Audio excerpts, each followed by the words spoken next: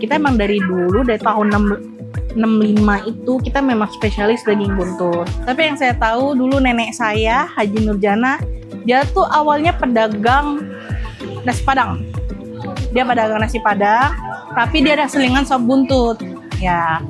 Nah, sop buntut itu ternyata yang lebih difavoritin. Jadi nenek saya akhirnya stop berjualan nasi padang dan akhirnya fokus dengan sop buntut.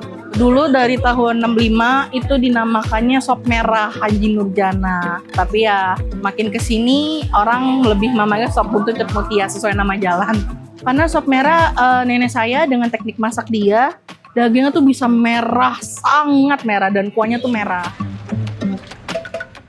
Sop buntut, kita selalu membeli buntut wall buntut. Jadi di mana bonggol, buntut center sama buntut yang ujung itu kita campur. Kalau daging buntut center itu biasanya bulat-bulat. Ya. Tapi kalau misalkan daging buntut yang bonggol, memang dia agak gede tulang tapi juga banyak daging. Daging buntut itu dia konsisten sama lemak, sama dagingnya tuh lembut, sama dia ada campuran dari sumsum. Tengah itu tuh ada sumsumnya. Kita tuh udah campur gitu loh. Jadi kita karena proses rebus kita yang seharian, jadi udah campur jadi satu. Makanya itu yang buat kuah kita itu lebih ngekaldu, ngedaging banget bisa dibilang. Kita proses masak itu seharian dari jam 5 sore sampai jam 9 pagi.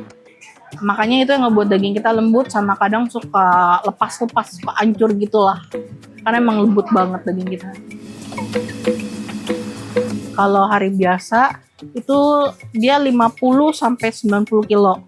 Kalau untuk Sabtu Minggu biasanya dia 40 sampai 50 kilo. Kita buka tiap hari libur hanya Idul Adha sama Idul Fitri saja. Untuk hari biasa dari jam 10 sampai jam 8 malam. Untuk Sabtu Minggu dari jam 10 sampai jam 4 sore. Untuk bulan puasa dari jam 10 sampai jam 7 malam. Kalau untuk hari biasa tuh dari sekitar jam 10 sebenarnya udah rame sih, sampai jam 1 sampai selesai jam kantor istirahat itu udah rame. Nanti mulai start lagi rame jam pulang kantor. Untuk hari Sabtu Minggu kurang lebih sama sih.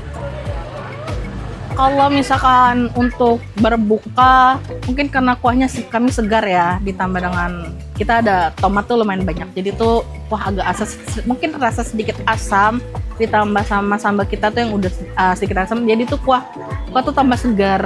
Biasanya nanti kita makin lama Ramadan makin rame. Biasanya gitu kita.